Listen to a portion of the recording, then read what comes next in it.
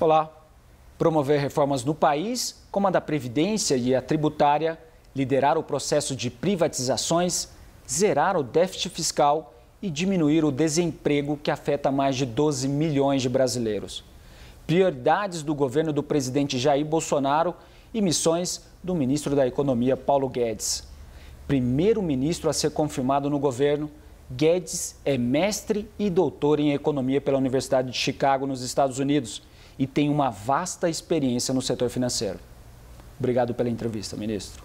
A antiga Previdência se exauriu financeiramente. É uma fábrica de privilégios. Arma de destruição em massa de empregos pela forma inadequada de financiamento, porque os encargos trabalhistas incidem sobre a folha de pagamentos. Então, para um brasileiro conseguir emprego, o outro fica desempregado. Os encargos chegam a dobrar o custo da mão de obra. É o imposto mais cruel que existe, que é sobre a mão de obra. Então, a geração de empregos fica completamente comprometida. De 96 milhões de brasileiros, que são a população economicamente ativa, são os brasileiros em idade de trabalhar, quase 100 milhões, 46 milhões não têm carteira de trabalho. Então, ela tem várias bombas de relógio a bordo. É um avião destinado a cair, com várias bombas de relógio a bordo. A primeira é a bomba demográfica. À medida que o país, a distribuição etária vai mudando, o Brasil vai tendo menos jovens, há uma condenação a esse sistema de repartição. Porque cada vez você tem menos jovens, cada vez mais idosos, e essa bomba está marcada para estourar. O Brasil tem apenas 11% de idosos e a Previdência já está às vésperas de um colapso financeiro. Então, essa bomba demográfica é a primeira grande ameaça. A segunda ameaça é exatamente o desemprego em massa que ela produz. 46 milhões de brasileiros vão envelhecer e eles não contribuem, porque eles não conseguem emprego formal. Então, não conseguem contribuir. A forma de financiamento é tão equivocada com os impostos sobre a folha de pagamentos que você desemprega pessoas, elas não contribuem, elas vão envelhecer, passam a vida desempregadas ou empregadas de forma informal, mercado informal.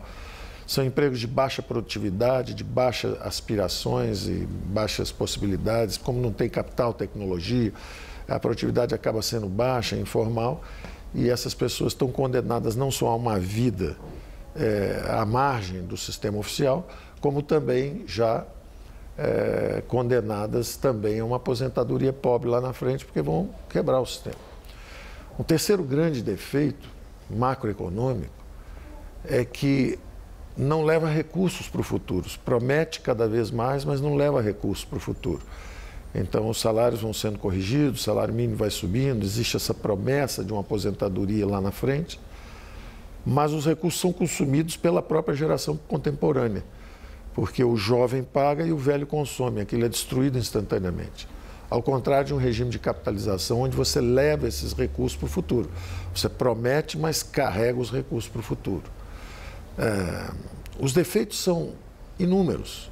É um regime obsoleto, é um regime condenado, cheio de bombas a bordo.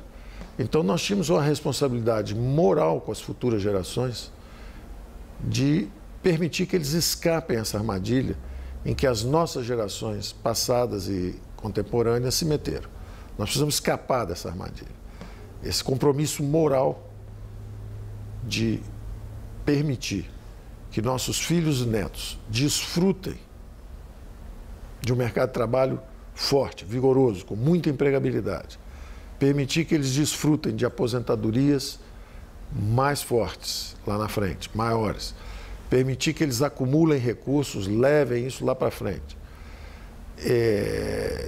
E mais do que isso ainda, permitir que se salve o sistema antigo, as obrigações antigas, os compromissos antigos. Então, a nova Previdência justamente reduz privilégios, reduz fraudes, reduz as desigualdades e começa esse movimento em direção a um novo regime para que não tenhamos as gerações futuras sofrendo dessa mesma ameaça financeira, além do problema moral. Então, o antigo regime tem o grande defeito de ser inviável financeiramente, a médio e longo prazo, está condenado, é um avião condenado a cair. Eu usei essa imagem várias vezes com o presidente Bolsonaro, dizendo: presidente, lá na frente, ou fazemos uma reforma dessa, ou esse avião cai com todo mundo a bordo. E o presidente teve a altura do desafio e disse: Paulo, estuda esses detalhes, mas lá na frente nós vamos cuidar disso, confie em mim. E ele cumpriu completamente todas as expectativas que eu tinha, porque deu apoio, participou, sugeriu e colocou todo mundo dentro de uma reforma abrangente. Todos os setores, uma reforma ampla. Então, os servidores civis, então, a população urbana, a população do campo, os militares dão sua cota de sacrifício também. Então, todos os brasileiros entraram na reforma e temos agora uma nova Previdência. A dinâmica vai ser completamente diferente. À medida que se desenvolva isso, primeiro com essa dimensão econômica e financeira de garantir as aposentadorias de quem já está no sistema, que estariam ameaçadas. Nós estamos indo em direção ao que aconteceu em Portugal, na Grécia, onde houve perdas extraordinárias. Na Grécia chegou a 60%, em Portugal chegou a 30%. As pessoas perderam as suas garantias, as suas aposentadorias. Então, com esse movimento em direção à nova Previdência, nós estamos realmente salvando a antiga e abrindo um caminho novo para as futuras gerações. O que muda de fato com a nova Previdência? Quais são os principais pontos dessa nova Previdência, ministro? Os pilares são exatamente esses que eu falei. Existiu uma enorme disparidade social. O governo, nessa dimensão previdenciária, era uma fábrica de desigualdades. O governo fabricou desigualdades, transferências perversas de renda. Na verdade, os mais pobres estavam pagando pelas previdências dos mais ricos, o que é um absurdo. Justamente os mais desfavorecidos eram quem estavam pagando a previdência dos mais ricos. Então, o primeiro movimento que nós estamos fazendo é exatamente pegar 75% dos brasileiros. Os 75% dos brasileiros têm salários que vão só até 2 salários mínimos. O brasileiro vai de 1 a 2 salários mínimos. Os empregados, os que conseguem, os trabalhadores brasileiros que conseguem emprego, eles vão de 1 a 2 salários mínimos, 75% deles. E esses 75% nós estamos reduzindo as contribuições. Então, quem pagava 9% vai pagar 8,5%, quem pagava 8% vai pagar 7,5%. Então, o primeiro grande movimento é reduzir justamente os encargos para os mais desfavorecidos. Então, quem ganha menos está pagando ainda menos. E justamente quem ganha mais está pagando mais. Com isso, nós estamos conseguindo reduzir as desigualdades e remover os privilégios. Havia muitos privilégios, uma disparidade muito grande. É inadmissível que o governo seja um fabricante de desigualdades. Você não pode pegar recursos públicos, disse há pouco, como é difícil você captar recursos para essa previdência. Para captar, você já deixa alguém desempregado. Então, dos 100 milhões de brasileiros, é como se você deixasse 50 milhões de desempregados para tributar os outros 50, para pedir os encargos e as contribuições dos outros 50. Só que desses 50, justamente em cima de 75%, é que você capta mais e transfere para 17%. 17% dos brasileiros, justamente os que estão melhor na escala de renda, ficavam com 41% dos benefícios. Então, não só essa disparidade persiste a vida toda, mas o governo ainda na hora da aposentadoria ainda continua fabricando essas desigualdades. Então, o primeiro aspecto a ser atacado foi esse. Depois todos começaram a contribuir também. Todo mundo está contribuindo. Os detalhes técnicos são mais de 80 questões específicas para serem respondidas, mas eu diria que os grandes pilares são esses. Primeiro, é a ideia da equidade, a ideia de reduzir as desigualdades, remover os privilégios. Depois, a ideia de separar o que é previdência do que é assistência social. Uma coisa é alguém que trabalha a vida inteira, está contribuindo para a Previdência e esse tem uma aposentadoria. Outra coisa é alguém que por uma deficiência física ou incapacitação cognitiva, qualquer problema, receba a assistência social. São duas coisas diferentes. Então, elas são tratadas também diferentemente. De forma que, pelo menos, a sociedade tenha transparentemente o que ela está fazendo. Qual é a parte que é a Previdência e qual é a parte que é a assistência social. Isso naturalmente vai ser debatido. Nós tentamos até antecipar um pouco, é o que nós chamamos da dimensão fásica da reforma. Nós tentamos antecipar um pouco, se alguém tem algum problema, nós tentamos antecipar até um pouco o período em que a pessoa recebe essa ajuda e para de trabalhar porque teve algum problema. E pedimos também que ficasse um pouco mais de tempo no mercado de trabalho, no mercado de trabalho antes de se aposentar, mas aparentemente governadores, prefeitos, está todo mundo examinando isso aí. Pode ser que queiram mexer numa dimensão ou noutra, mas está muito claro para nós que existe uma diferença entre assistência social e previdência. Então, nós fizemos a reforma na Previdência. Sistema social, assistência social está lá separada orçamentariamente, está sendo tratada também, mas são duas dimensões diferentes. Os direitos dos brasileiros serão garantidos? Nenhum dos direitos foi atingido, nenhum dos direitos. Quer dizer, todos os direitos foram preservados. O salário mínimo, as férias, toda a legislação que está aí, está aí. Ninguém mexeu na legislação trabalhista. O que muda para quem já se aposentou e quais privilégios serão cortados, ministro? Para quem se aposentou, não muda. Todo o movimento vai ter uma transição. A transição que nós pedimos está em 12 anos, de forma que isso é tudo muito gradual, é lá para frente. Quem está aposentado não é atingido em absolutamente nada. Absolutamente nada. Quem está aposentado, está aposentado. Quem vai se aposentar em 2 anos também não é atingido, porque daqui a 2 anos não aconteceu nada. Você precisa, a cada 2 anos, sobe em 6 meses, então é tudo muito gradual. Se você está há 2 anos da aposentadoria, não acontece nada. Se você está há 4, 5 anos, aí sim você aumenta um pouquinho o período que vai ser exigido. Você está fazendo uma marcha em direção a períodos mais longos. Isso não só tem uma explicação biológica, que nós estamos vivendo mais, mas isso também tem outras explicações importantes. A primeira é justamente a ideia de que os mais pobres já se aposentam mais tarde. Quem está usufruindo da aposentadoria precoce são justamente as classes mais favorecidas. Elas conseguem contribuir seguidamente, 10, 15, 20 anos, acabam se aposentando antes.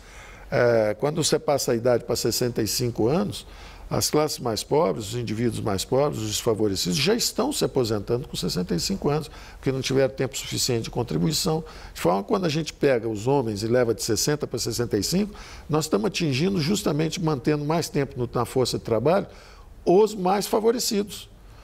Eles é que estão sendo atingidos, são justamente os que eram privilegiados por aposentadorias precoces, é que estão ficando mais tempo. E, da mesma forma, isso foi bem abrangente.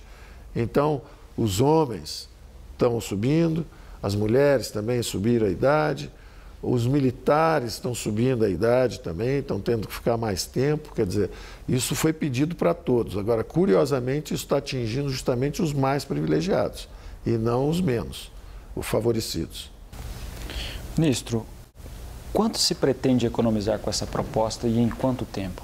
Olha, a proposta em 10 anos está calibrada, se for aprovada como está, para 1,2 trilhões, 1 trilhão e 200 bilhões. É 1 trilhão, 150, 160, uma coisa assim. Isso em quanto tempo? Em 10 anos. Em 10 anos, os próximos 10 anos.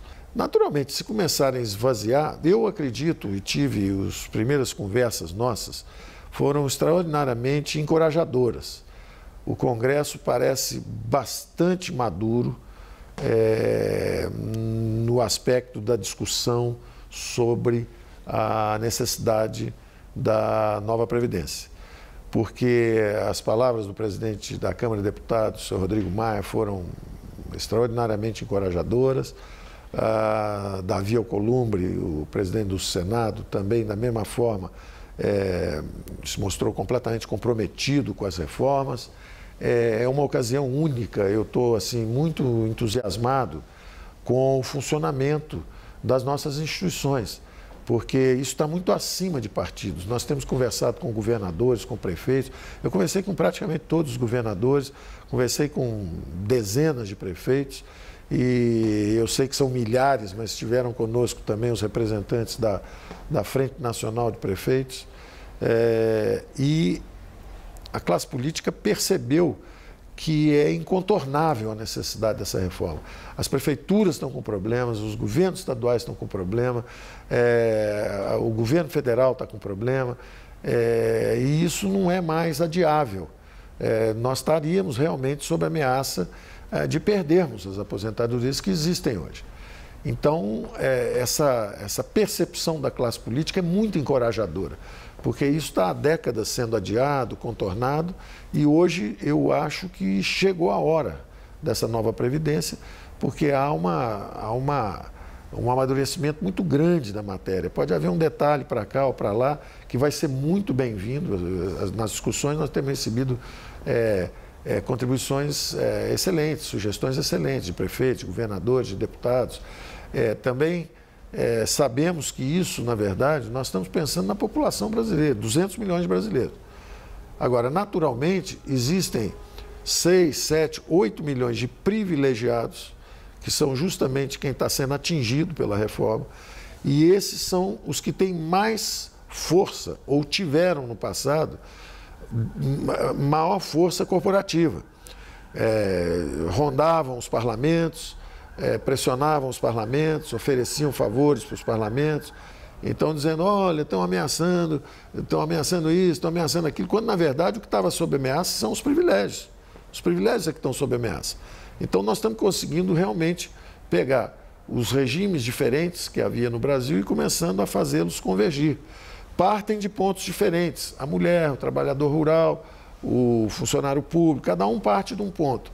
Mas todos estão caminhando, todos aumentaram em 5 anos a sua permanência no mercado de trabalho, todos estão indo em direção, lá na frente, a uma aposentadoria com menos desigualdades que existe atualmente. Então, eu estou bastante otimista.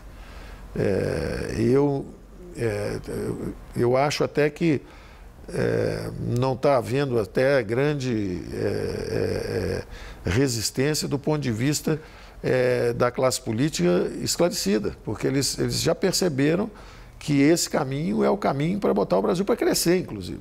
Gerar emprego, botar para crescer, reduzir as desigualdades. Eu estou bastante satisfeito com as conversas que tenho tido até agora. Vai ser uma surpresa muito grande para mim se mexerem muito nesse projeto. E aí, voltando à sua pergunta, 1 trilhão é uma linha importante. 1 trilhão em 10 anos para cima é a garantia de que nós podemos acelerar a transição, criando novas opções para as gerações futuras. Nós precisamos pensar de que cada vez que nós mexemos nesse número para baixo, nós estamos sacando contra o futuro de nossos filhos e netos. Então, se nós quisermos falar assim, olha, mas coitados das mulheres que poderiam ser um pouco menos e vamos baixar a idade das mulheres. Ok, baixem. Vocês estão sacrificando os filhos e netos dessas mulheres. Se perguntarem para essas mulheres como é que elas pensam a respeito, elas vão dizer, não, então eu prefiro ficar com essa idade que está aí, mas meus filhos e netos vão ter mais segurança lá na frente. Além de eu saber que eu vou receber minha aposentadoria direitinho. Então, eu acho que é muito importante isso. Passou a fase da demagogia, passou a fase de dizer que a reforma da Previdência era contra os mais pobres, porque não é verdade. Ela remove privilégios, ela reduz desigualdades e, mais do que tudo, ela visa garantir não só as aposentadorias existentes hoje, mas também o emprego e as aposentadorias das gerações futuras.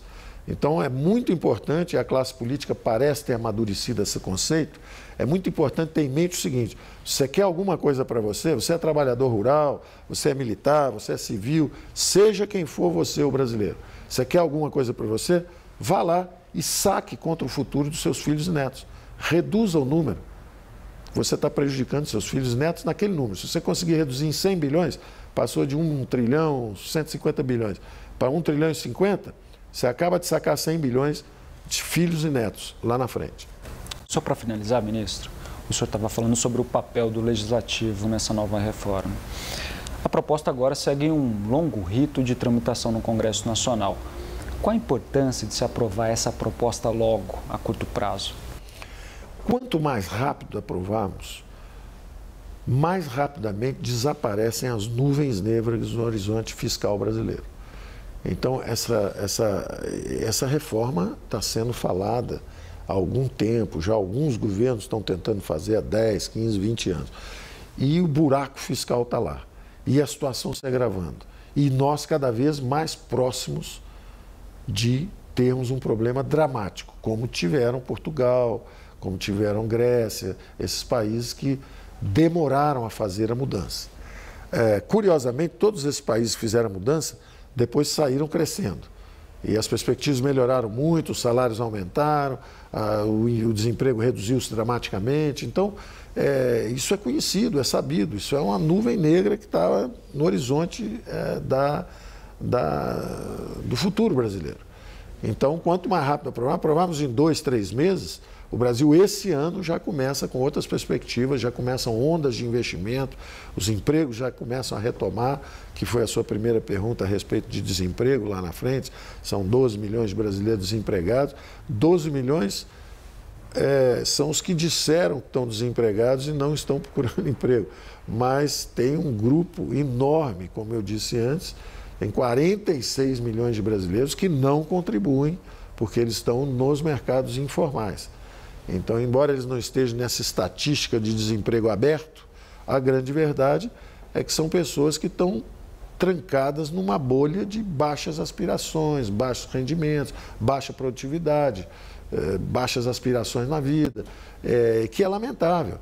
Na verdade, nós destravando esse horizonte fiscal, o capital começa a entrar, os investimentos começam a acontecer, as jovens gerações começam a acumular capital também, e quando você acumula capital, a produtividade do trabalho sobe, o salário sobe, o crescimento da economia sobe, é outro horizonte. O Brasil já foi um país que cresceu muito, que sabia e tinha uma dinâmica de acumulação. Nós perdemos essa dinâmica, mas nós temos capacidade de recuperar essa dinâmica de crescimento. Obrigado pela entrevista, ministro. Um prazer. E obrigado também a você por acompanhar a entrevista exclusiva com o ministro da Economia, Paulo Guedes. Até o nosso próximo encontro.